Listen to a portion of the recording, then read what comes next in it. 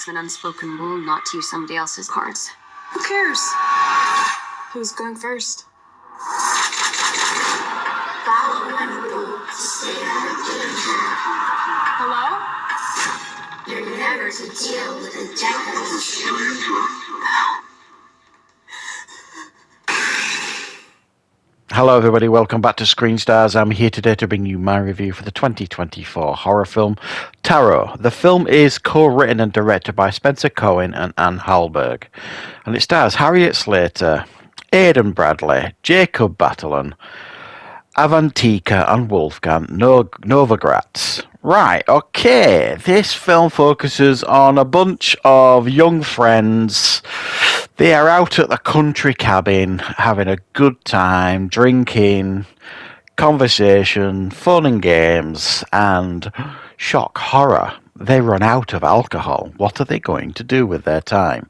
Well, they decide to explore this cabin in the hope of finding more alcohol that the previous owners might have left, or the owners might have left. They don't find any, but what they do find is like a basement that has some very old tarot cards, hand painted. They look very, very old, mystical. And one of the group is a fortune teller. She can read the cards. That's convenient, isn't it?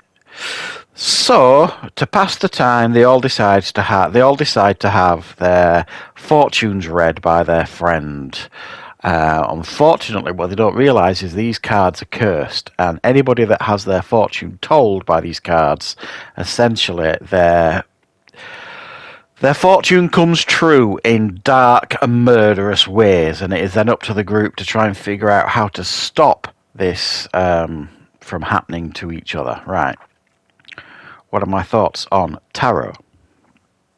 Well, you might have sensed a little bit of sarcasm in my intro there, or my explanation of the plot, because, you know, a film about tarot cards has potential, just like a film about Ouija boards has potential, you know, and I don't really feel as though any films that I've seen have kind of given us, you know, the real, you know, potential of each of these sort of things that help you communicate with the supernatural or read your fortunes or tell the future, whatever.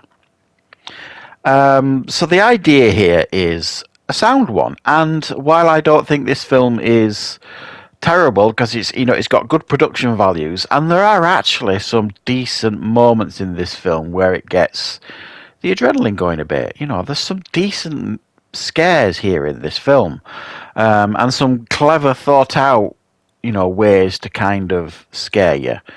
Now, what essentially happens, which is what I hinted at in my description of the film, is like, say, you know, each person gets their fortune read, and it's kind of different, and and the final card that lands in the middle, whether it be a magician or whatever, or a high priestess, or that's the thing that's coming to kill you. That's the thing that it's hunting you down, and there's no way to get away from that, really.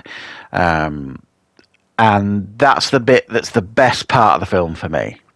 That's the bit that works. You know, there's the sound design for these creatures, just the thought, like, you know, and the lighting, and they don't overshow things, and it worked. Each of the kills, I thought, was done fairly well and quite smart, and easily, for me, the best part of the film.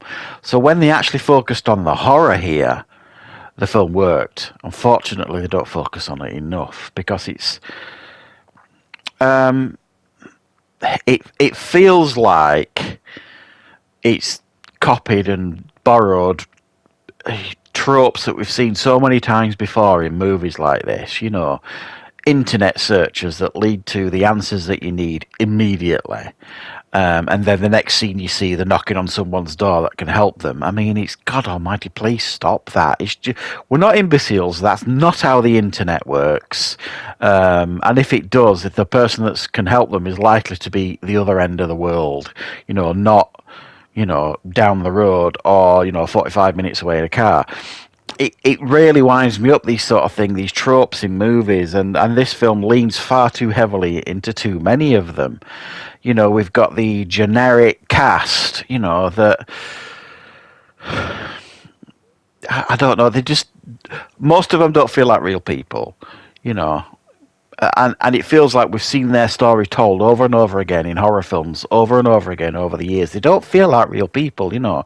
Two of them are a couple that have just split. One of them's the comedy sidekick.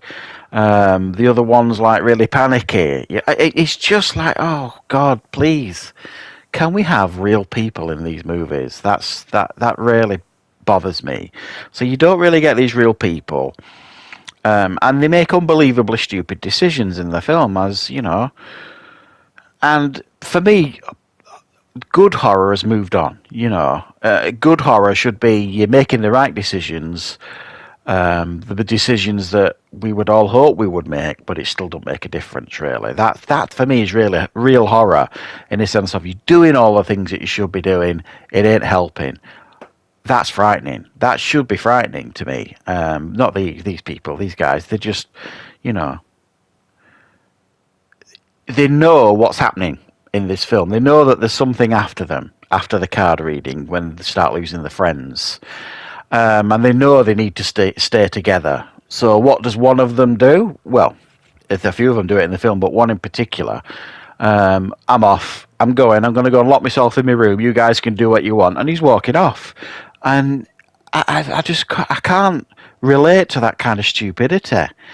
And lo and behold, the next scene, the beastie that's chasing him from his card readings after him, and it really, really winds me up.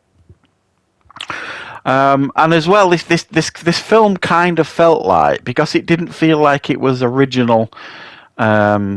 In its own skin, it couldn't really stand on its own 2 feet. It felt like a horror version of Jumanji crossed with Final Destination, because the kills very much felt like Final Destination films, but rather than the entities unseen, you can see the entity that's going after them, but they're all dying in different creative ways by a different kind of entity, as per the card reading thing. So there's the only real massive positive here for me in the film, and I'm saying massive, is, you know, it's not exactly you know, bone chilling or anything, is by far is the kills and the inventiveness of the things that are going after them. I thought they worked really quite well, and I think the Magician was probably my favourite, but that for me showed real potential. You know, I just wish that, you know, the script and the characters delivered beyond that, and unfortunately it doesn't. It's definitely watchable. It's not what I would class as a bad film. There's a good amount of polish here, and you can see there's flickers of talent going on here behind the camera, certainly. But, you know, beyond that, you know, it's very, very generic, and feels very unoriginal, and leans far, far too heavily in horror tropes that we've all seen before. So, yeah, unfortunately, this is not going to be a memorable one if you guys are, you know, horror fans and you want to check out something new. Certainly watchable, definitely not memorable. So thanks for watching, guys. I hope you enjoyed checking out this review. I will, of course, be back with plenty more reviews and content on the channel very, very soon.